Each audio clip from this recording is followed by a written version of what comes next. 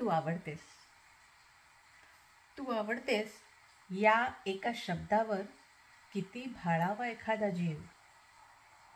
तू आवडतेस या शब्दावर किती भाळावा एखादा जीव. रुंजुणावी किती स्पंदनं नी नशेतच ओलांडावी वेस. तू आवडतेस या एका शब्दावर किती पायऱ्या चढाव्या. उंबरठ्याचे भान सुटावे, ठेचांवर ठेचा घडाव्या. कॉफी घेऊन परतताना तिच्या मनात असे 100 गिल्ट होते. डोळ्यात पाण्याचे तळे आणि श्वासात प्रायश्चित्त होते. हे असं नको होतं वागायला. कोणी मनापासून आवडलं तरी संस्कार संस्कृती वगैरे सोड, पण घर म्हणून कोणी आहे ना घरी. किती हा तळहाताला घाम, मी पावलांना थरथर. परक्या कॉफीच्या मोहात असं कोणी विसरतं का घर.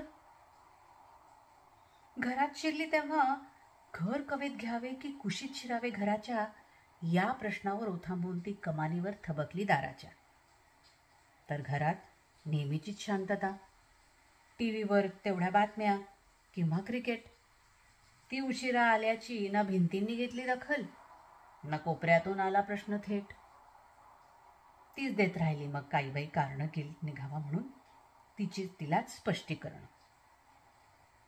कधी नव्हे ते लाडी खट्ट.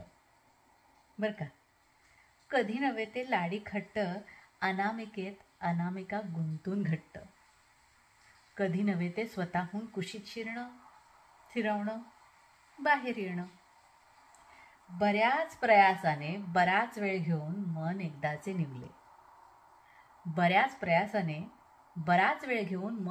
निवले. यापुढे अशी कॉफी नाहीच, या निर्णयावर वळले. दुसऱ्या दिवशी पाऊस वाढला. घर जपण्याचा तिने नवा मुद्दा काढला. या वादळी पावसात ओढाळ हवेत पोचवून देणार का ऑफिसला, विचारलं तिने घराला. घराने रेनकोट पुढे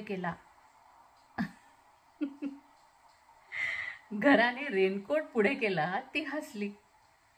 तिच्या लक्षात आलं, पाऊस प्रत्येकाचाच वेगळा असतो. कुठे माळरानावर ही फुले उमलतात, तर कधी भिंतींनाही उलावाच नसतो. कालपासून सुकवत ठेवलेलं काळीज अजून ओलच होतं. कॉफीचे मग, वाफेचे वलय, सोबतीने आमंत्रण खुलच होतं. आषाढाचा इंद्रधनू नव्याने डोळ्यात उमटला.